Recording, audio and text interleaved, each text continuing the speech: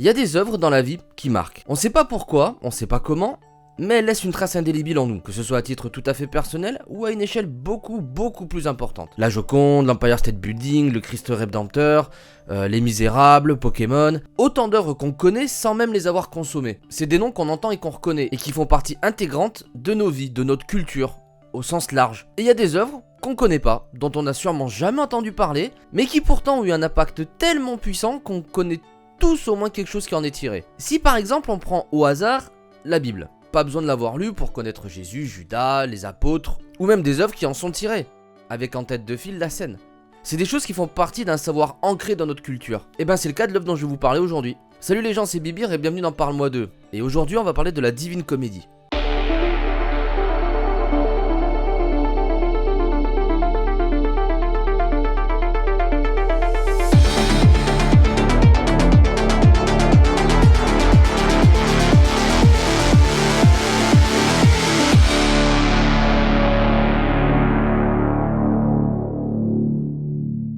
La comédie, ou la Divine Comédie, est un poème de Dante Alighieri, composé entre 1303 et 1321. C'est un poème épique et allégorique, qui raconte l'histoire de Dante qui traverse la vision chrétienne de l'au-delà, et qui se compose de 3 mondes, l'enfer, le purgatoire et le paradis. Et pendant ce voyage, il sera guidé par le poète romain Virgile. Chacun de ces 3 mondes correspond à une partie du poème, et chaque partie est composée de 33 chants. Bon, sauf l'enfer qui est composé de 34. Le terme chant, en poésie, désigne chacune des parties qui divisent un poème. Pour imager ça, on peut les voir comme des chapitres dans un livre. Chaque partie du poème raconte la vision qu'a Dante de l'au-delà. Avec l'enfer, Dante voyage au travers des 9 cercles de l'enfer. Les limbes, où se trouvent les gens qui n'ont techniquement rien fait de mal, mais qui n'ont pas été baptisés, du coup pas de paradis. La luxure, la gourmandise, l'avarice, la colère, l'hérésie, la violence, la ruse et la tromperie, et le dernier cercle, la trahison, où demeure Lucifer. C'est dans l'enfer que Dante va rencontrer Virgile, et ils y rencontreront bien d'autres figures historiques. Thalès, Homère, Tristan, Hélène de Troie, Cléopâtre, et bien entendu Lucifer. Parce que tant qu'à voyager dans les enfers, autant faire un petit coucou à Lulu. Mais l'enfer est aussi là pour faire comprendre que c'est pas bien d'être méchant, et est donc rempli de messages moraux, avec des thèmes abordés, comme la rédemption ou la vie éternelle. Le purgatoire, lui, raconte la traversée de Dante dans ce lieu où les âmes sont purifiées avant de rentrer au paradis. Il est composé aussi de 7 cercles, chacun représentant un péché. À la différence que là, chaque âme doit traverser chaque cercle pour être lavé du dit péché. Et ce voyage est considéré comme crucial dans la recherche de rédemption et de compréhension de la nature divine de Dante. Et enfin arrive le paradis. Enfin, la vision de Dante du paradis. Et comme dit plus haut, Virgile ne pouvant pas y pénétrer, ça sera Béatrice, l'amour de jeunesse de Dante, qui lui servira de guide. Et à l'inverse de l'enfer, qui est représenté comme un entonnoir dû à la chute de Lucifer du paradis vers le centre de la terre, le ciel du paradis est composé de 9 sphères. Les 7 premiers correspondant à des planètes du système solaire. Bon, de l'époque bien sûr. Ciel de la Lune, le ciel de Mercure, ciel de Vénus, ciel du Soleil, ciel de Mars, ciel de Jupiter, ciel de Saturne, ciel des étoiles fixes, et le premier mobile, là où se trouve Dieu. Parce que oui, tant qu'à rencontrer Lulu, Dante s'est pas embêté à traverser le paradis pour pas aller voir le grand patron.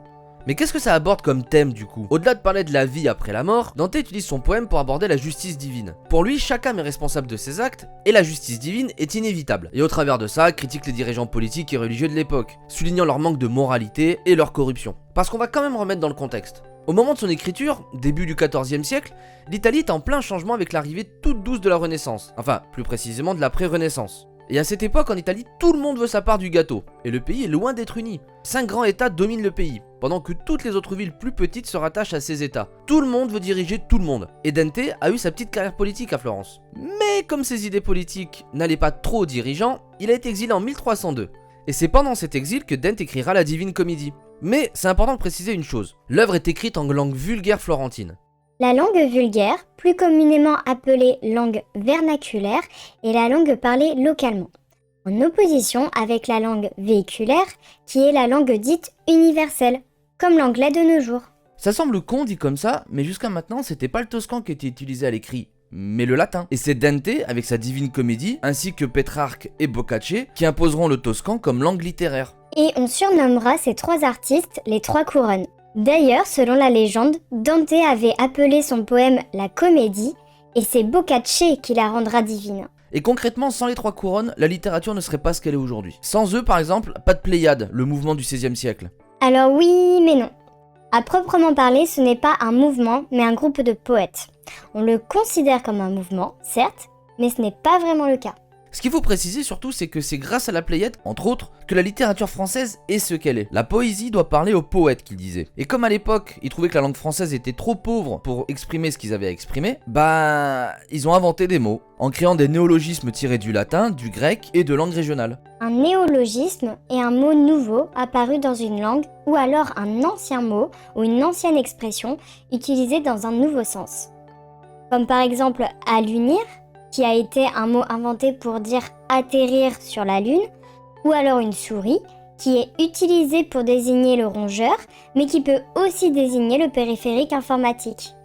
De par la création de ce poème, il est considéré comme le père de la langue italienne. Mais surtout ce qui est dingue, c'est de se dire que son œuvre a inspiré et continue à inspirer encore aujourd'hui. Le bon exemple, c'est le sculpteur français Rodin, avec la Porte de l'Enfer. Son travail le plus important et qui lui prendra à peu près toute sa vie. Et cette sculpture est monumentale. On parle quand même d'une dimension de 6,35 m sur 4 mètres. Et on en a extrait beaucoup de sculptures, et notamment la plus connue, Le Penseur. Et dans un contexte un peu plus contemporain, l'œuvre qui a fait découvrir la Divine Comédie à beaucoup de gamers... Final Fantasy! Non, pas Final Fantasy. Ah oui, la Divine Comédie, parce que c'est l'attaque de Ifrit. Ouais, mais non, c'est pas ça. Enfin, si, mais on en reparlera plus tard de Final Fantasy. Non, je parle bien entendu de...